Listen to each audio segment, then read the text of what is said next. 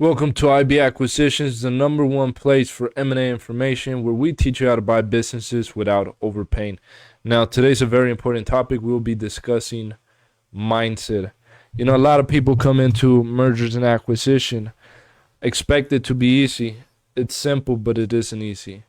Um, Many people have that employee mindset. Now you're taking a leadership role, which is a total shift. And we're going to be discussing that with Ansi. Ansi, please expand on that. Yeah, guys. So this is going to be a little different than what we normally do. In fact, we're not really a channel that's big on talking about mindset or motivational kind of topics, but we want to change that up a little bit. Um, and I actually want to address some of the main reasons why, me personally, from speaking to, hundreds of people in the past, and just last week I spoke to about five guys, and I'm seeing one thing that actually makes sense, and I want to break it down and talk about that with you guys. So this is going to be a little different than us giving you strategies on how to buy businesses today. I want to talk about more so the mindset and why what it takes to close a deal and why most of you are still struggling to get your first deal across the finish line.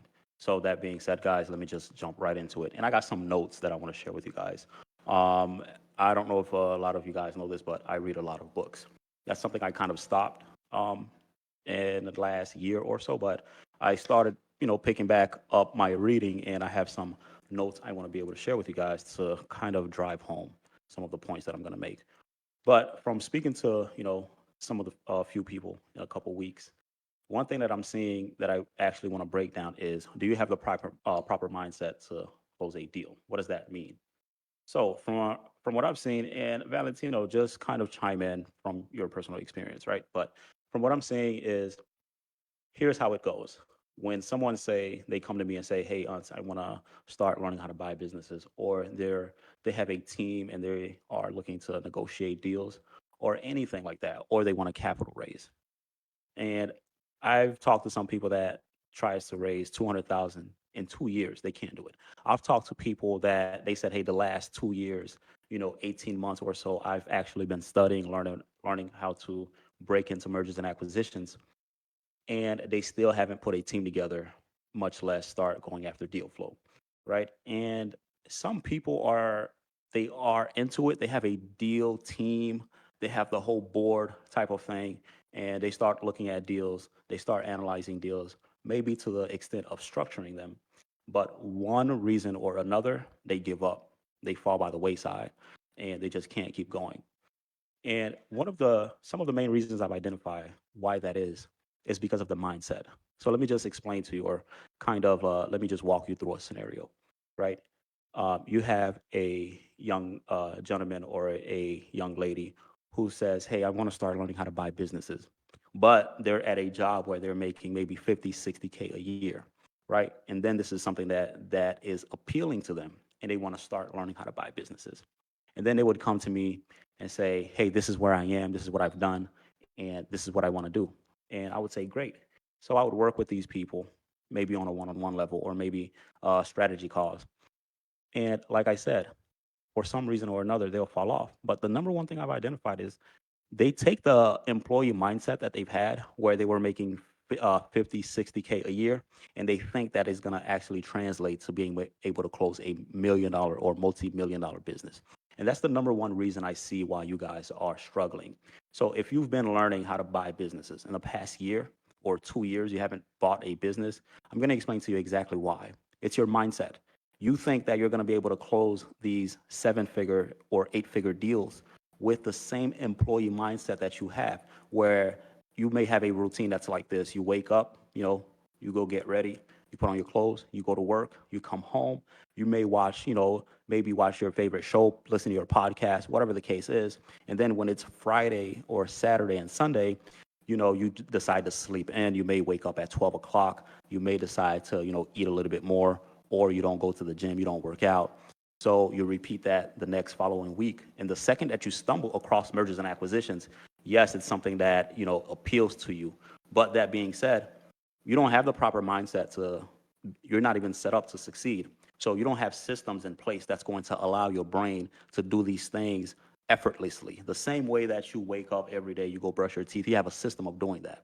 Whether you, water first, then you start brushing, or you start brushing, then water, brush again. Whether you start up and down, left and right, that's a system that you have that you don't even have to think about. The way that you shower, the way you put on your clothes, the way you go to work. These are systems that you have that you don't even have to think about. So you coming into something that is brand new, such something at such a high level as mergers and acquisitions, buying businesses, you can't just pull that off with the same exact mindset that you have. So you have to set systems in place. You have to have things that are just predictable to where your brain does it without thinking. Your brain naturally is going to seek the things that are a little bit easier, that's less hard, right? That's why we have very, very low percentage of people who actually succeed, and we have a large percentage of people who don't succeed and don't live up to their full capacity and don't open businesses, right? They're not entrepreneurs. This is why. It's because your brain seek what is easy, and it wants to do that. So what you have to do is you have to trick your brain to be able to have processes and systems that are seamless to where you do it without thinking about it. But let me just get back to my point. When you start getting into mergers and acquisitions and you want to buy businesses, this is going to be a lifestyle. It's You can't continue to do that while you have a employee mindset and you're being wait to told being you have to wait to be told what to do, right? Whether you're a manager or you are a lower level employee, you basically wait for a task and then you try to figure it out, right? And sometimes a lot of employees, I used to be a manager, and a lot of times employees don't even think, they don't even go beyond that employee mindset, right? For even 2 minutes, you present them with a task, and what happens is they sit there, they look at it, they can't figure it out, they come back to you as the manager and say, hey, what do I do, right? And I used to tell my employees, hey guys, if you just take 3 to 5 minutes and just sit there and think about a solution, I promise you, you can figure it out. But it's the same thing when people transition from buying or from working at a job and to try to buy businesses. You know what I mean? So you have to change that mindset. You have to say, well, what am I doing right now? What am I doing right now? And what does it take for me to have a different lifestyle to start buying a business or to buy a seven-figure business? And when you start to think about that, you want to break down systems. Like myself, I have routines that I do daily, the same things over and over and over and over, right? I wake up, make breakfast, take my protein, go work out. Now, by 9 a.m., 9:30, I'm done. I've done with my routine, my workout. I say whatever affirmation that I have to say to myself, and whatever you have to do to get in that mindset. And then I start working. So by 9:30, 10 a.m., I'm already at a very, very high level of performance that usually lasts for a good 5, 6 hours. That's my power hour. But I had to set a system and routine. So when I wake up, I do these things automatically without thinking about it. So these guys that have been learning mergers and acquisitions for a year, 2 years, and they can't seem to gain any traction beyond creating a team or beyond just looking for deals or beyond structuring a deal. The reason why you can't really pass that and actually cross the finish line is because you guys don't have proper systems and you're not in the right mindset. So, and I know it's very hard sometimes, to shift that mindset, and it's not easy. It's something that, happens gradually. But what you have to do is change little things, just very, very tiny little things, day by day by day by day. And I was talking to Valentino. I said, look, what you want to do is you want to have small L's, right? A lot of times, the people who accomplish the most, it's not that they accomplish the most, the quickest, right? It's not as if they didn't come across any issues. In fact, a lot of the most successful people went through the most, issues. They had to figure it out the most. That's why they're where they are. So you have to stack W's, but small W's. What does that look like? Have a system, have a way when you wake up, you just do things automatically. But it has to be things that move the needle, right? Small W's. One thing is you wake up, okay, you cook breakfast, you go to the gym, done. The gym, in my opinion, isn't something you should be going to 3 in the afternoon, 4 in the afternoon, 5, 6, and if you are, that better be your second time going to the gym. You know what I mean? So, and for me, I get the gym out the way, and that actually, boosts me up, get me going. So if you're going to the gym around that time, it better be your second time. But that is something that is just one thing that's out the way, right? Okay, what did you do today? You went to the gym. Next, what do you have to work on? Okay, so some people's schedules are going to differ from mine, obviously, right? But if you wake up 7 o'clock in the morning, well, let me just wake up an hour earlier, get the gym in there. Okay, you get the gym out the way. Next, you go to work. All right, so what is your next five moves? You may say, well, a lot of people say, man, I have this job. You know what I mean? I'm so tired. Look, that's an excuse, right? That's an excuse. You can't want to be a millionaire and you don't want to put the work in, right? Nobody who's successful, who's a millionaire, a billionaire, none of them are going to tell you, well, I did this on a 3 hour work week, 4 hour work week. I'm sorry, that's complete bullshit. I do not subscribe to that 4 hour work week. If that's what you inspire to be, fine, that's cool, right? If that's the kind of lifestyle you want to have, that's fine. But a 3, 4 hour work week, that's not something that is, to me, something that I can actually do to, be where I want to be and live to my fullest potential, right? So wake up an hour earlier. You know what I mean? And then put that in. What are your next five moves? If you have a job and you say, well, I'm always tired, you have 24 hours, I have 24 hours.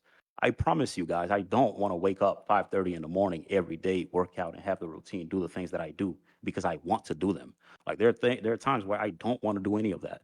But just me personally, as a man, right? One of the things that you have to do is do things that you don't want to do, irrespective of how you feel. So I subscribe to that. It doesn't matter how I feel, I still do the same things regardless. So you can't just have excuses. Oh, well, I want to do this, but my job, I work 8 hours, I work 10 hours. I mean, that's great and all, but how are you going to ever become a millionaire or close a seven-figure business if you're just having these limited beliefs to where, the most capacity you can give in a day is your day job, but something that's actually going to provide the lifestyle that you want. You can't even commit an additional 2 or 3 hours to that, right, per day to where you're compounding these small W's, which is what I was talking about, right? You want to compound the W's, and what are they? Okay, you have your routine, you did your routine, you went to work. Okay, while you're at work, what are your next five moves, right? And once you know what your next five moves are, you could start working on that thing. But don't skip from one to four, then back to three. What are your next five moves, and follow them in order. And these are things that every entrepreneur should know what their next five moves are. There's a guy who actually wrote a book on that. His name is Patrick Bet David, right? And that's a really, really great book. I recommend for anyone who wants to just have a little bit more execution power in their day-to-day life. But what are your next five moves? While you're at work, you know what your next five moves are. What happens when you get off work? Okay, so you start working on that. You know what I mean? And all you have to do is put in 2 hours, 3 hours, and week by week by week is going to compound. So what happens? You get off, you put in 2 hours, 3 hours. That was a W for the day. You do the same thing the next day. That's another W. The same thing the next day. And what happens is these small W's, now you end up having a W week, right? And then you keep repeating these things. Now you have an entire month where you just won. Now, chances are, if you're in a crazy situation or you've been, again, trying to learn how to do these things, I'm willing to bet is because you haven't been consistent enough and you haven't been stacking enough W's. So if you have a W month, right, that's great. Now try to have another month like that and another month. So once you have 1 month, 2 months, 3 months, these small wins, they start to add up. And the way they look when they compound is you getting a deal that's off market that you've negotiated, you going to an investor that is interested in your endeavor. They want to fund you, or they are interested in giving you a commitment, partial commitment. All of these things are what a W looks like when it compounds. But these things start from small little W's. You reaching out to people. As an entrepreneur, you should never sit around and say, "Well, I don't know what to do. I don't have anything to do." That's completely false. You always have things to do. You just have to sit down and plan out what are your next five moves and execute on these things. But the mindset shift is extremely important, and that is the number one thing that I've identified of why people just can't close deals because they don't have the proper mindset. They have an employee mindset that they're trying to transfer into an industry that is a dog eat dog industry, which every sharks in the water, and you're bleeding out here. So you can't get into this industry at, oh, well, I'm going to be okay. I know how to put a band-aid on with sharks, right? And they're hungry. That's what private equity is. You can't hope to become a millionaire, not make you a millionaire, if that makes sense. And that's what people do, right? Working this, I'm so tired. Well, you shouldn't be trying to buy businesses. I'm sorry, with due respect, this isn't something for you, right? You're not cut from that cloth. Are able to, the people you look up to are the ones who are able to persevere through all of the BS, right? And they emerge at the end, the winner. There's a winning mindset. Winners have a winning mindset, and that's true because a lot of there's the different. But winners win because they don't have a losing mentality that come in their way actually stop them completely. So that's just one proper mindset when it comes to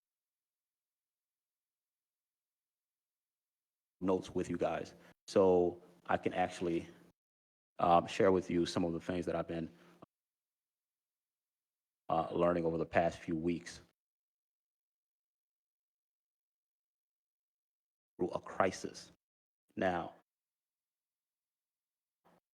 you have highly successful people have major setbacks maybe once a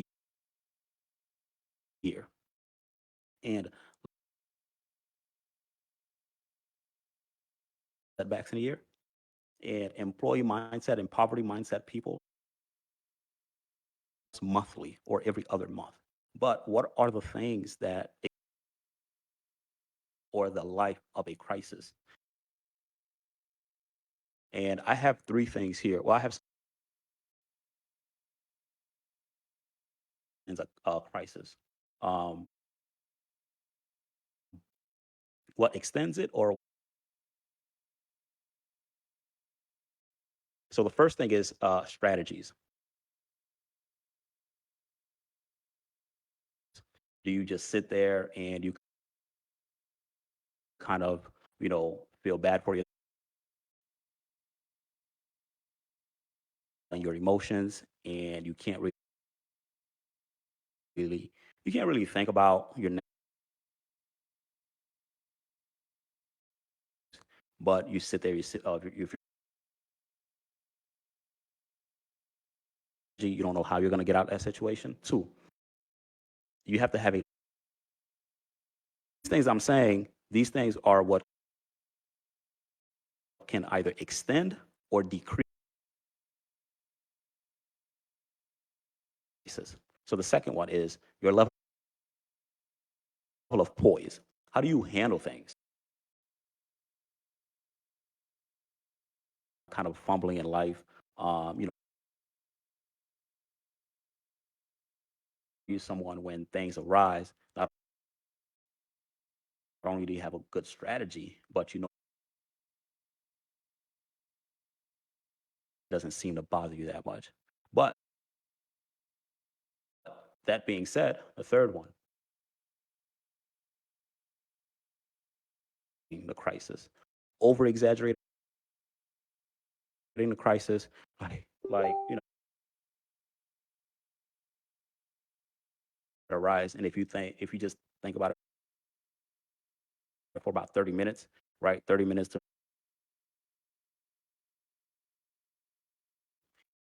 or are you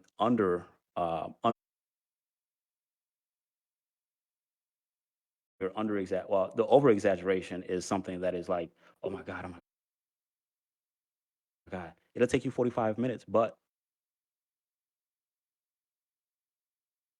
maybe even a day or a couple days. is it something that you're under exaggerating? Like it's something that needs immediate attention right now, but you're just a deal. I can figure this out. Now playing a crisis. And your ability, lastly, is your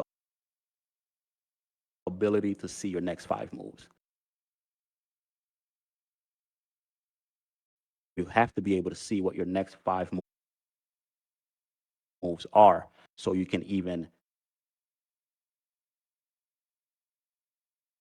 There's a saying, they say, for you to get out of you're in that hole, you can't see that you're the one who's digging your own deeper. So your ability to see 5 moves ahead are either extend the life of a crisis or decrease the life of a crisis, right? Um, the people that want to start buying these businesses that get into this, they don't understand. Let me explain to you. Investment time return. Let's say I have a project.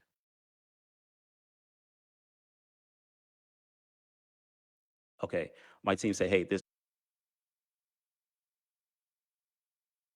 takes 6 months. I'm gonna say, okay, okay, okay, cool, cool. But what if we spent 200,000? Worth it, right? Would that be worth me spending twice the amount on it? Now, these are some of the things that you're gonna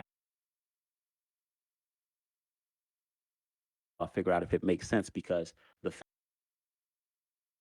thing that I'm gonna spend 200,000 on is cut the time in half, 6 months to 3 months. How much am I? Spend 100,000 is gonna take me 6 months. The return is only 250,000. Okay, 100,000 on that, but it cuts it down to once I make 600,000. Hmm. And 200,000, and decrease the time in half because of the higher. But that goes both ways. What if I spend 100,000 once, but if I spend 200,000 on 100,000, I'm only making 250,000. That doesn't make sense. Although it's going to cut the time. Uh, this is actually people that just come into this. You have to understand investment time return. What is that? Comfortable with learning these, how your next move should be. Are you comfortable with just learning from YouTube, or are you someone who's saying, well,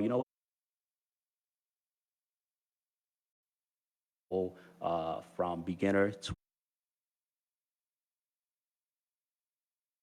and he bought a 4, 5, 6 million. That how much does it cost for me to actually get that person's help than myself, right? So and it is extremely important that you have to think about this. Does it make sense for you to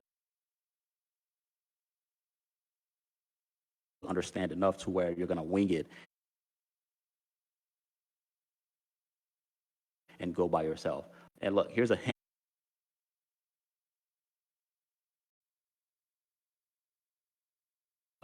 Being successful, very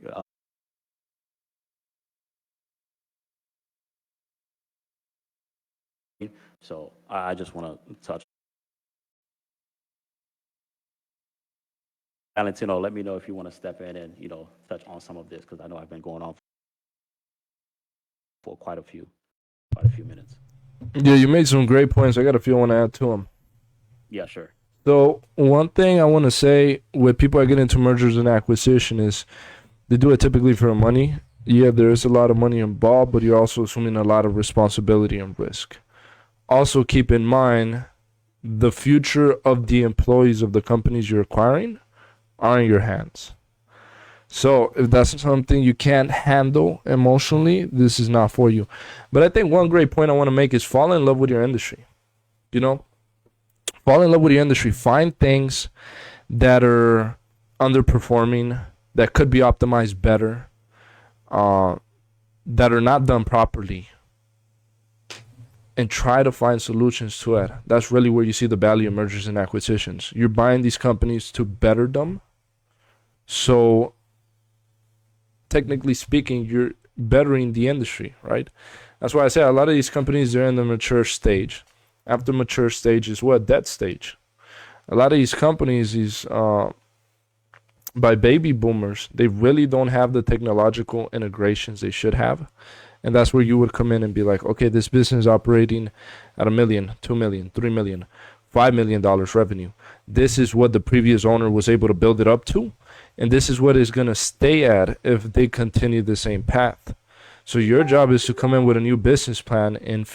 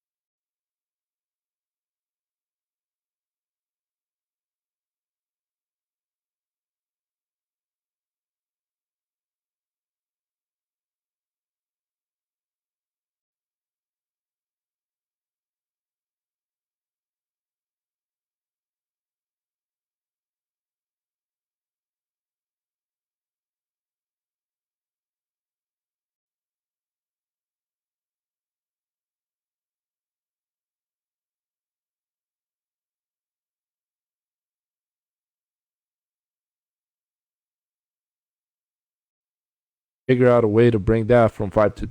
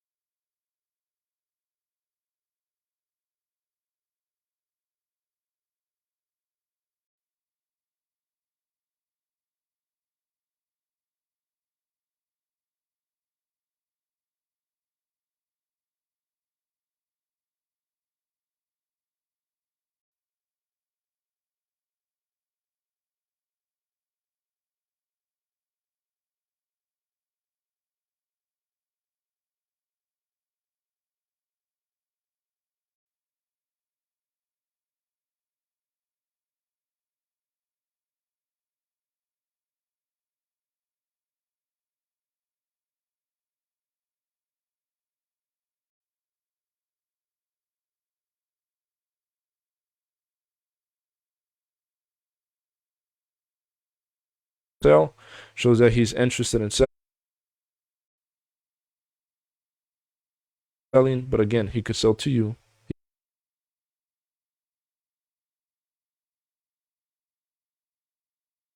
So, what is your value proposition to?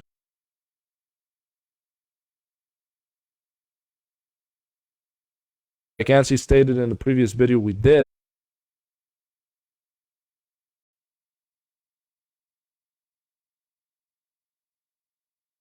first LOI, you take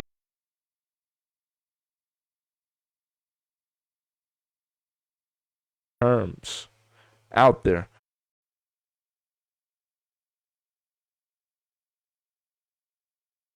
Best terms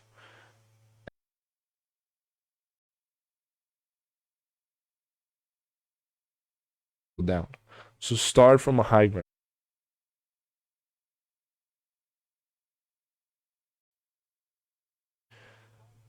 As he stated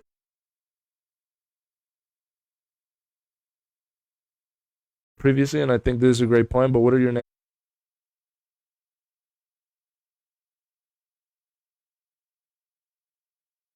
as an individual, and do you know your business?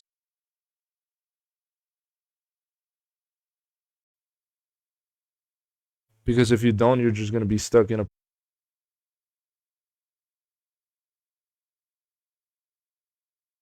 perpetual loop of doing the same thing.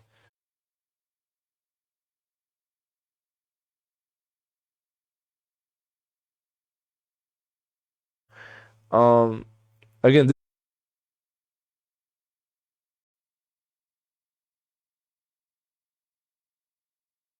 people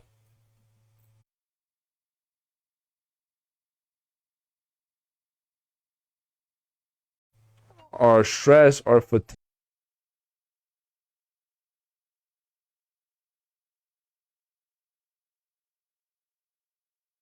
things. Hey, just focus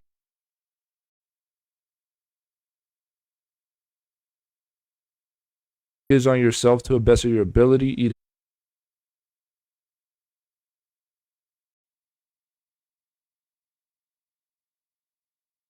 the end of the day, you're leading a large project.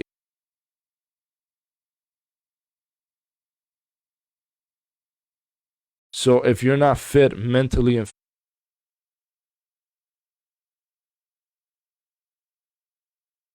physically as an individual,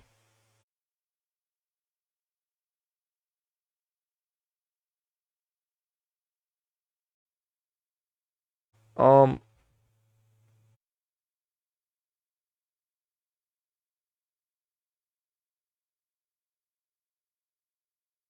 To that is realistic expectations.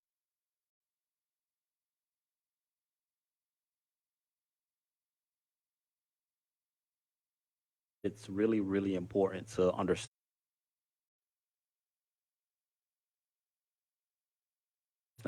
exactly where you are.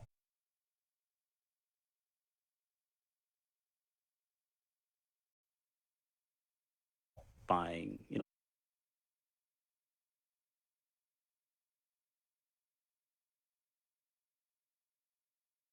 you're just if you're someone who's just coming,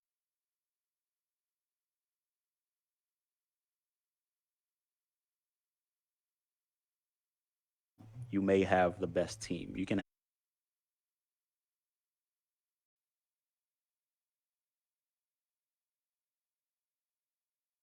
these guys were original founders of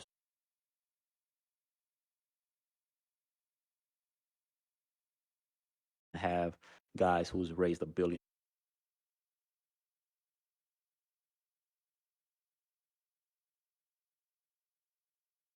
close billions in deals,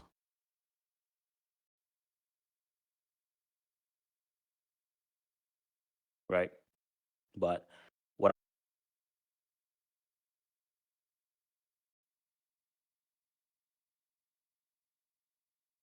team that they have alone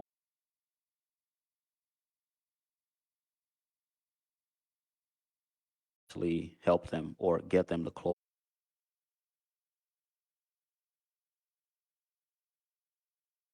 40, 50 to 100 million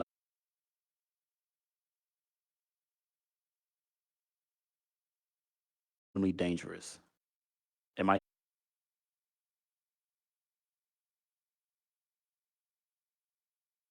no, it's great to,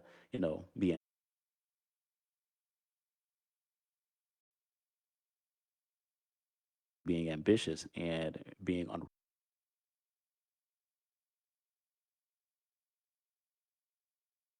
and from my experience, from everything that I've seen,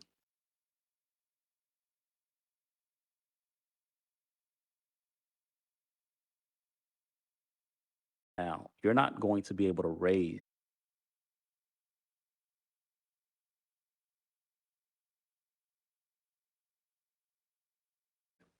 as someone who has a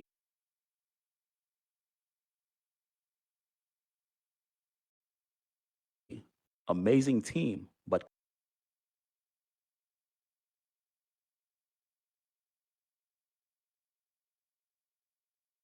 done anything. I'm not talking about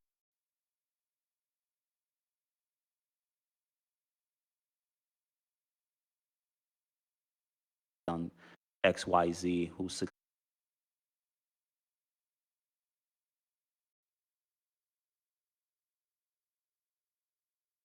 has $1 million a year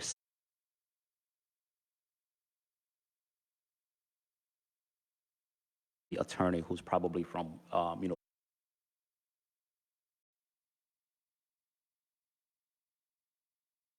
big four law firm, McDermott,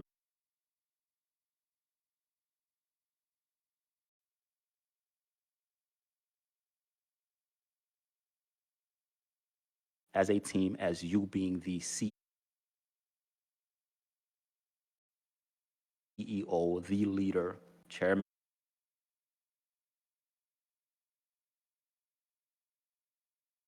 don't have any track record in the market. What I mean by value is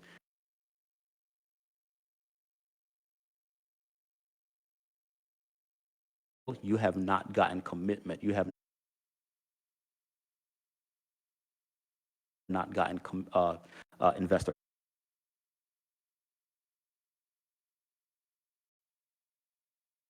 deploy that capital, and you have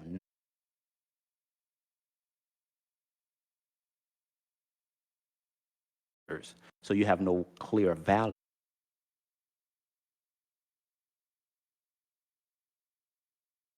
about these things. And if you're telling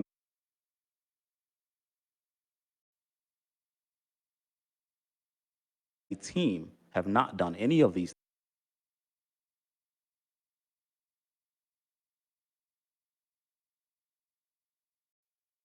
for your first deal, you're going to go after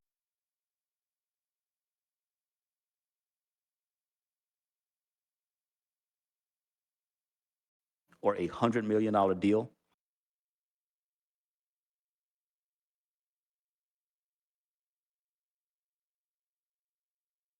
before, I'm going to say bullshit.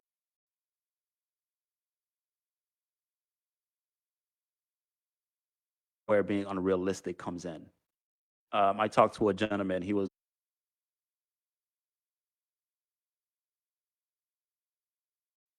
deal, and it's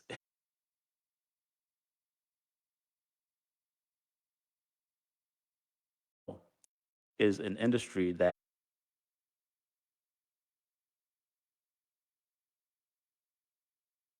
on average has very little to,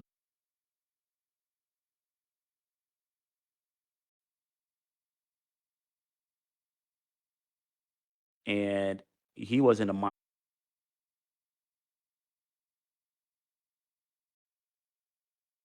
to get none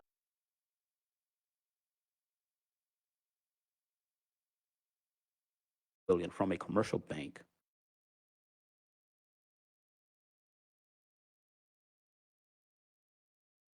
the 10% without him putting.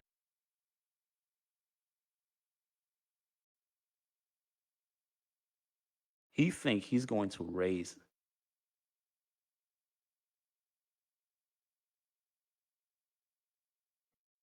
10 million.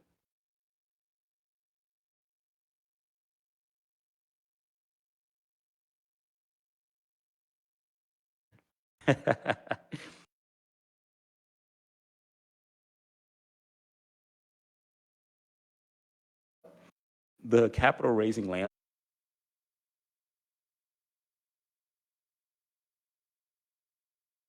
is not favorable. In fact,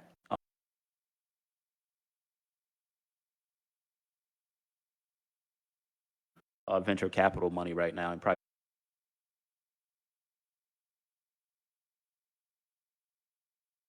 is the lowest quarter we've had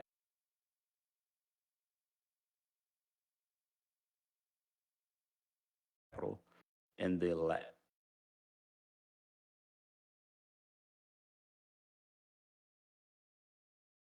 right. This is the lowest quarter.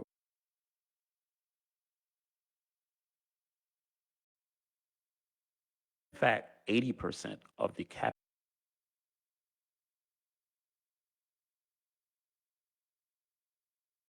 in private equity has been in tech. So just keep that.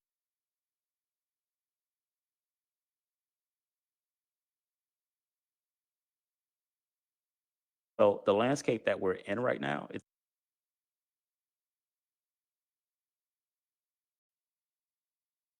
are giving out money. Maybe 2 years of the Fed rates. It was a little bit easier to raise capital.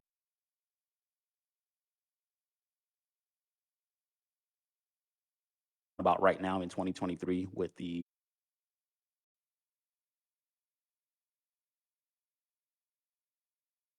as high as they are right now, and there's no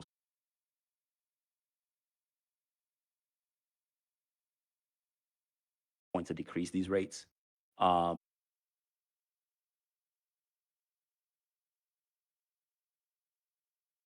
it's not easy to get capital,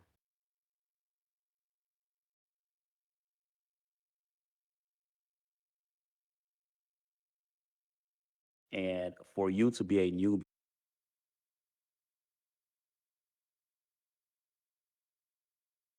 that most PE firms aren't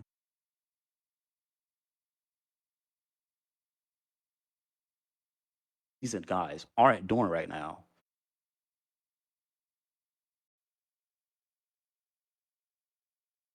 Bit of bullshit. I have to call it out.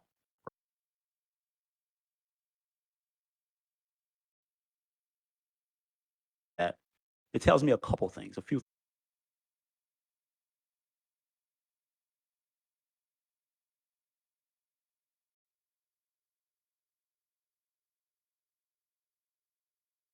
don't have the right team.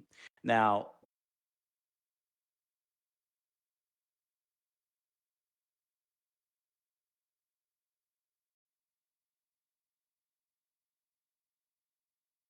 but they aren't telling that individual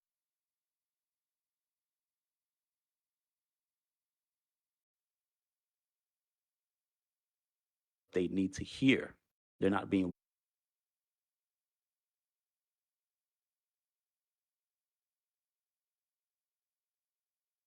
You guys have no incentive to be realistic with you unless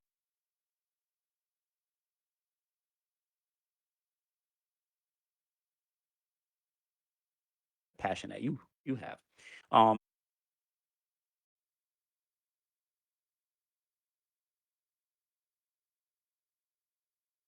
with you about being realistic or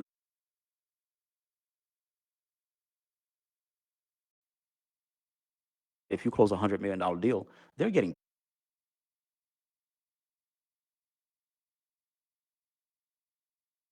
right. So they're not going to come and say, "Hey,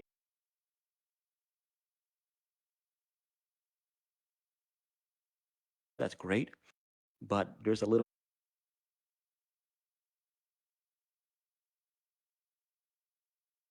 unrealistic, you know,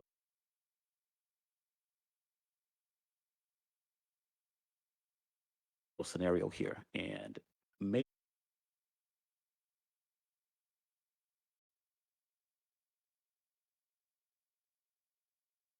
How about we do 3 deals?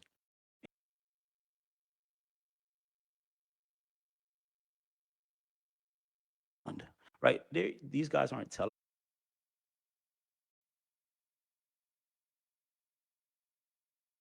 them that. But again, they have no incentive to.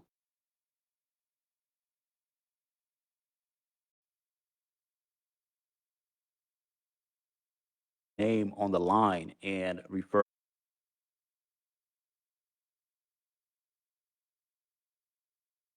investors, capital players, uh, other PE,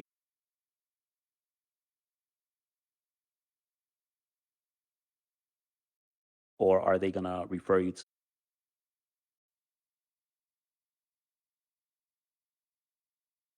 institutions, right?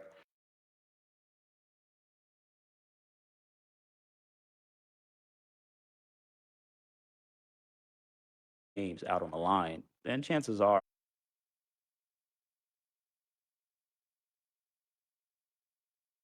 and confident in your ability to.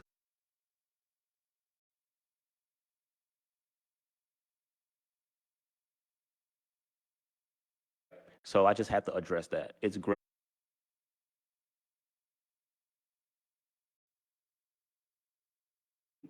Go ahead, $1 billion exit. Great.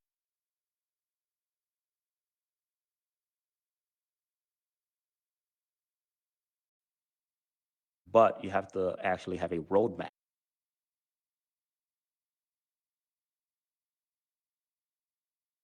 that breaks down the plans that you have.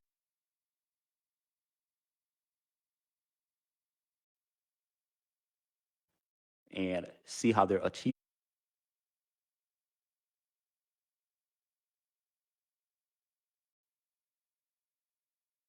It's going to take to actually pull this off.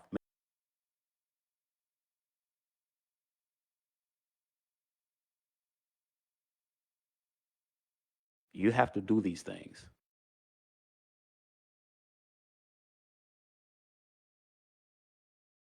Have these things, then I can say, okay, I see it.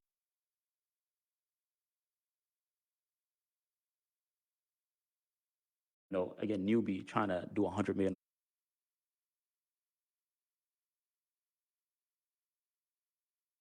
possible, but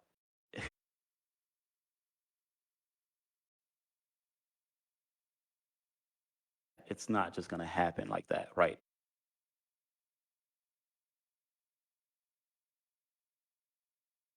Industry, and if they are out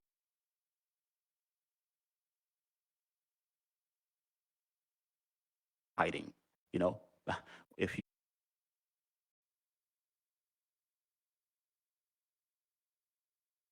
I guess, because I'm just not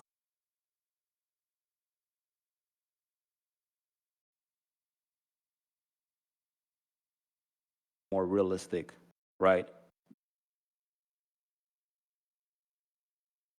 Be realistic. uh,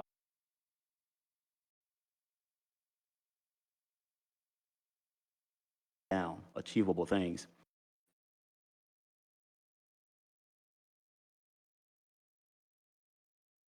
people that are with you, the right people again, and are not does not translate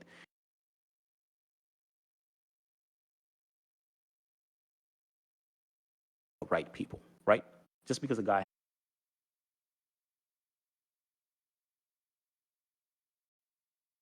right person for you at that time,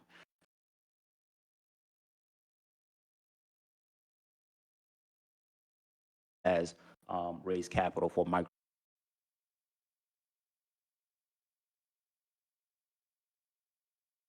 Facebook does not mean that that is the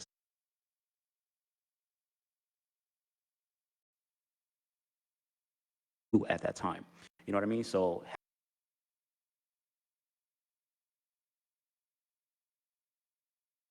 giving you the right advice, uh,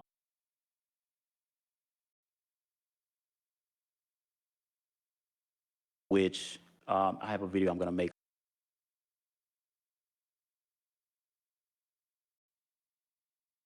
Keep a mentor, right? But you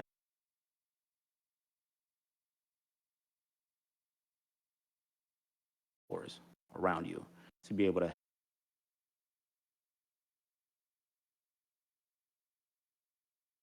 together, because buying a business, especially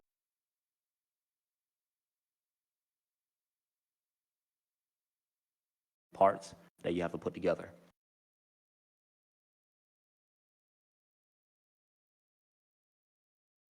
these things aren't enough.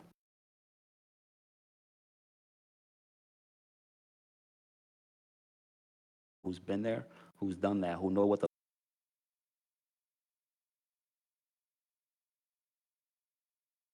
but more specifically, more importantly,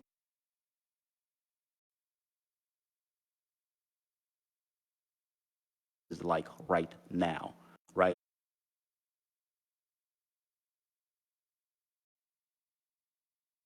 This, and you telling me that you want to raise capital, but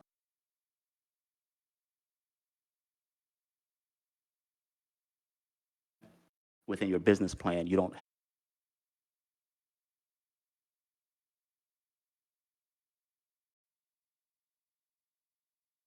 the use of funds is extremely deep.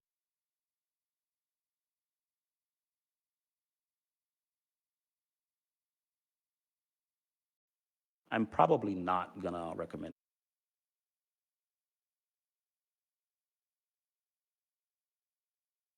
right? If you don't have a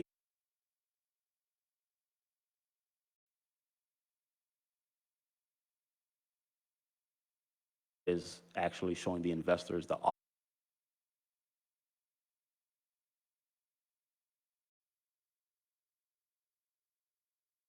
you are trying to raise 3 million for, I don't know, 20%.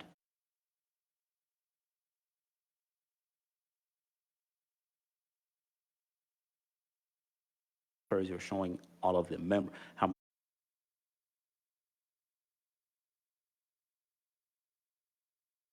well pre money valuation,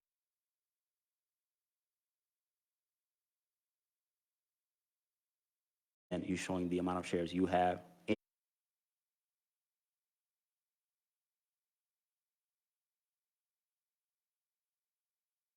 want to show that, but you also want to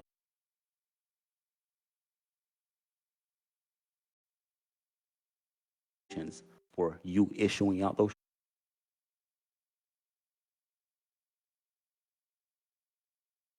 have these things in order. If you don't have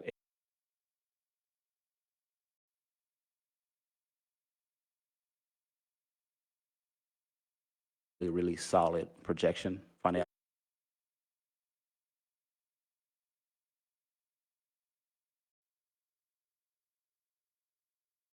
I'm not going to recommend that you raise capital.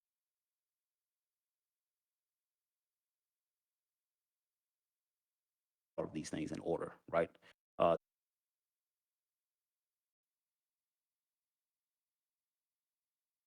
Raising capital, and you just start out. I'm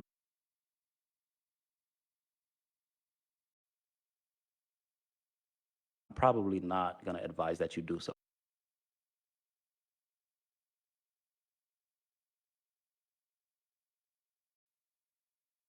Raising capital is not a pitch deck.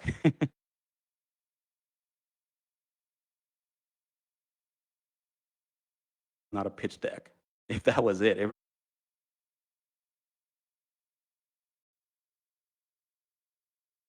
that is such a misnomer. It's not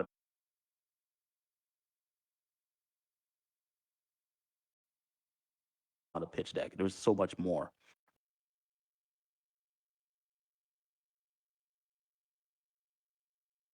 Story matters, right? What's your,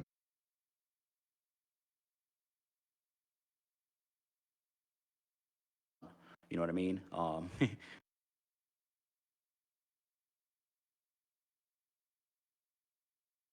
Money behind. Can investors look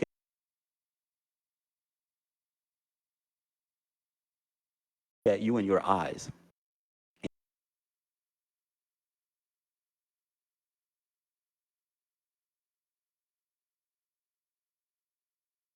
in your eyes and you're just looking a little tired.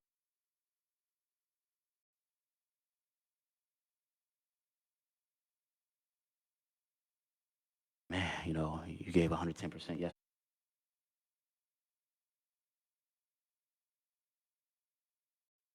20. you know,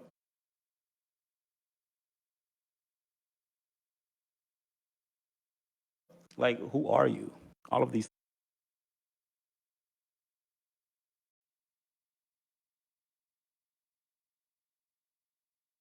is equally as important as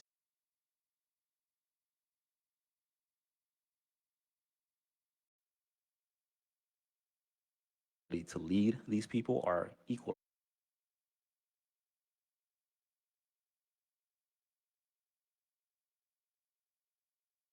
Probably, either get with me or your team,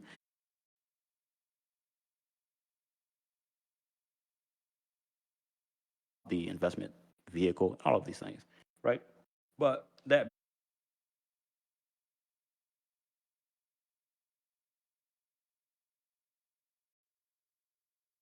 and there are ways to be very,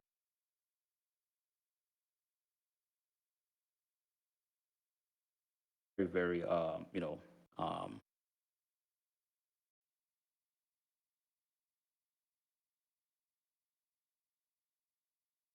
so just take a little bit different approach to that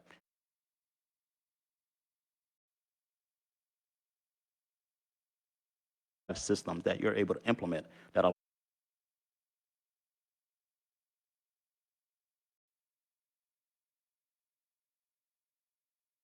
the filtering process.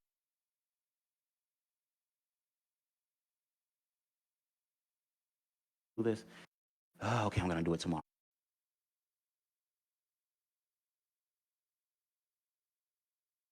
It turns into next week,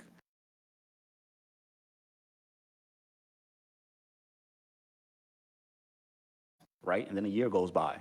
So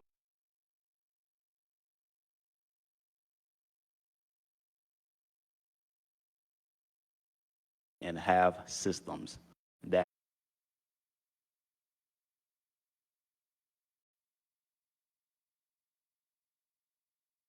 follow without even thinking about it.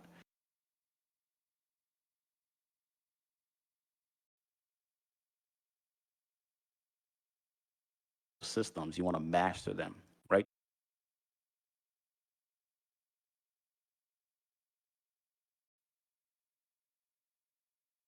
All in all, you just want to be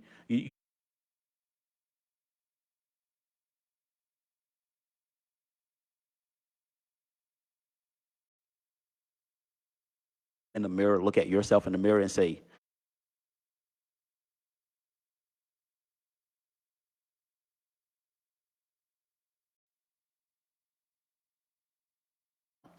obviously we all deserve it, but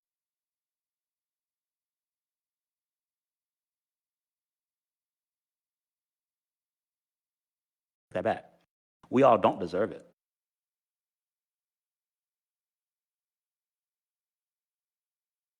We all do not deserve it.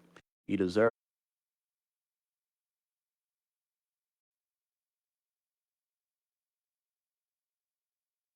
to appreciate for, right? So,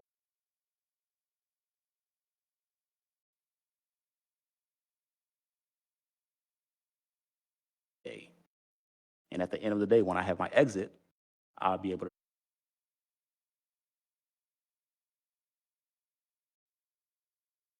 right? That's success, be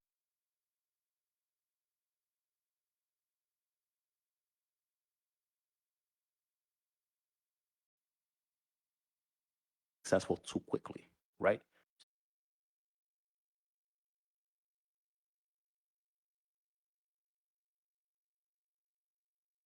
That I've put into place for myself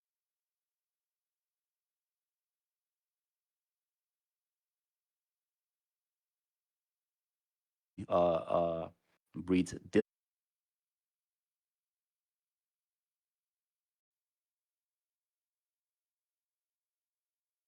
and then take it even beyond that and go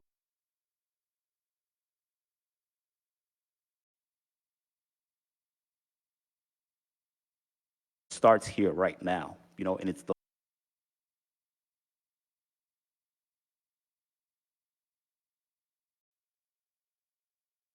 daily basis. That's why I say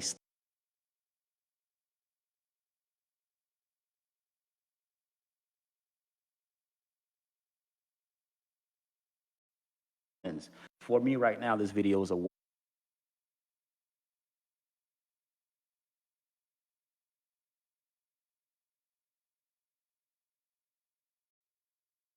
yeah, it is Sunday, right?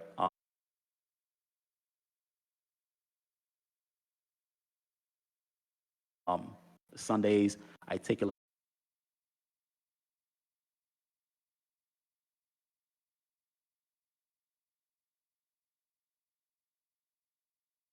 right, no gym, I kind of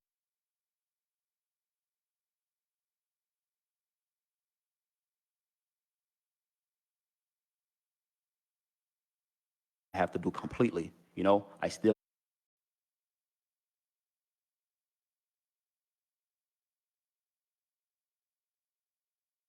next week. I know exactly what I have to do.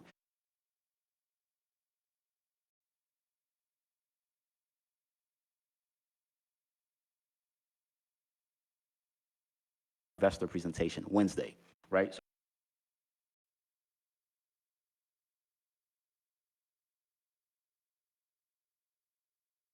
So this week alone, you have to week and then take it beyond.